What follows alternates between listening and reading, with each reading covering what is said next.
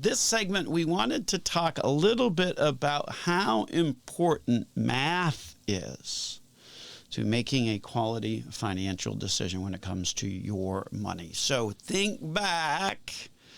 We're going to go not like high school math, that geometry, trigonometry stuff, which I don't how often do you use that in regular life, right? No, we're going to go back to like probably elementary school and talk about that kind of math. So don't get too intimidated about what we're going to talk about on this segment of the program, because it is very simple math, but it's important to follow the steps, right? You got to follow the steps when you're trying to use math to calculate things, because otherwise you could very easily get hoodwinked on what your return, and we use that term loosely because many in the industry unfortunately do, what your return is on the investment choices that you make. In this segment, we're going to go over a specific example that we saw just this past week and really use that to sort of underscore why it's so important to kind of understand how the math works. So again, math may not be your strong suit. Perhaps it comes easier for me. I guess that's a good thing because I'm kind of in this industry, so kind of deal with numbers and math. So, you would want it to come maybe a little bit easier for me. But the reality is, though, that we're talking about some basic understanding. We're not talking about calculus. We're not talking about trig. We're just division, addition, subtraction, multiplication, division. That's all we're going to be talking about in terms of how to best figure that out. So here's the story. Someone came into the office for the very first time this past week. It's explaining to us that they had decided to take $250,000, so not an insignificant amount of money, and at age 70, they had proceeded to put it into this particular product that was going to guarantee them a guaranteed monthly income for a 15-year, for at least a 15-year certain period of time.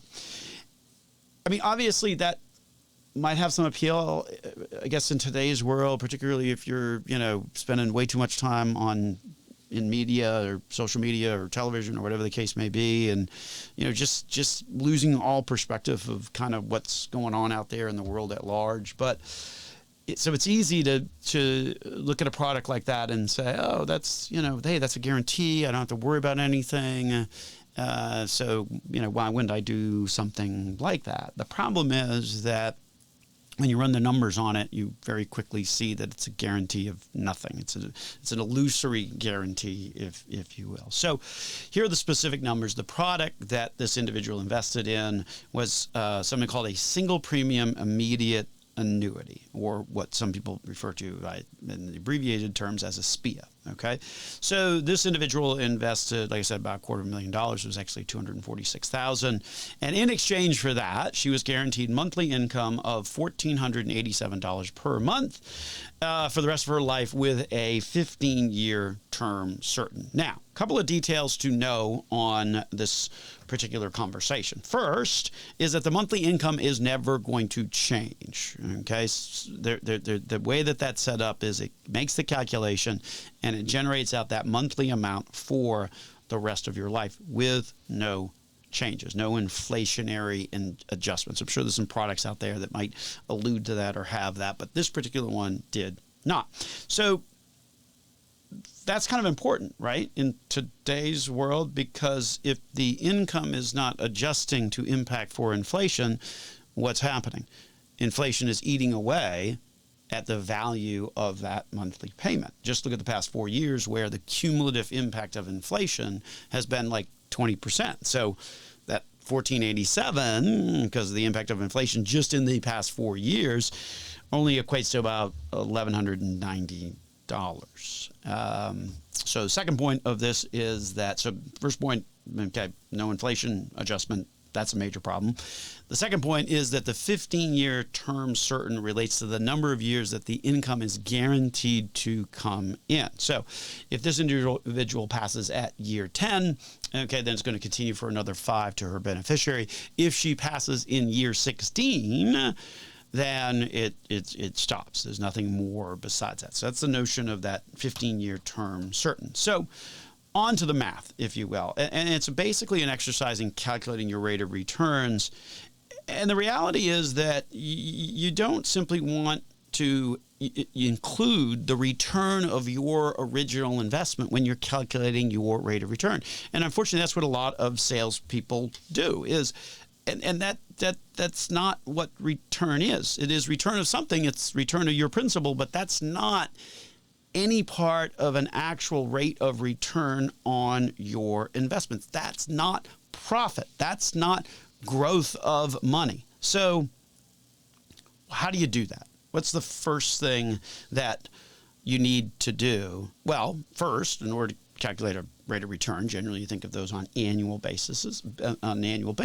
So you got to take the 1487 amount and multiply that by 12, right? So that's multiplication, easy enough. So 12 times 1487 is 17,844. Now, right here's where the sleight of hand comes in. So the annuity salespeople then calculate the rate of return and say, okay, well, if you're getting 17,844, well, then just divide that by the amount of money that you are investing, in this case, $246,000, and voila, that is a return of 7.25%, right? So you take the 17,844 number, divide it by the 246,000, multiply that by 100 because you got to do that in order to convert the number over to a percent rate of return, and you get 7.25%.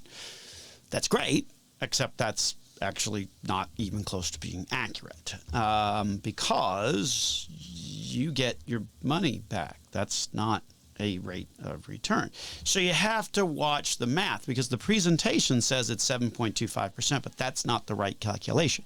The right calculation goes something like this. Stay with me here, folks. But really, this is all just multiplication, subtraction, and division. So here we go. 15 years is the amount of time, right, that the monthly check is going to get dispersed here. So take the annual amount, right? We did that 12 months times 1487. That's the 17,844 number. That's what you're getting in a year. So 15 years, which is the term certain, that's 15 years times that 17,844. That's $267,660. Okay. Now, here's what you got to do next.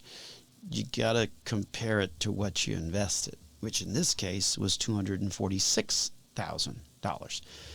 That's your profit, folks. That's how much you made by doing this investment. That's $22,000 over a 15-year period of time. To figure out your actual return, divide that number then by 15 because it's annual, trying to figure out an annual amount, and then compare that to the original investment. $22,000 divided by 15 is $1,467 per year of actual rate of return. Divide that by the investment of $246,000, and congratulations, your rate of return on the product is 0.6% per year. That's right, not even close to the 7.25. A 7.25% quoted return actually becomes a real return of 0.6%.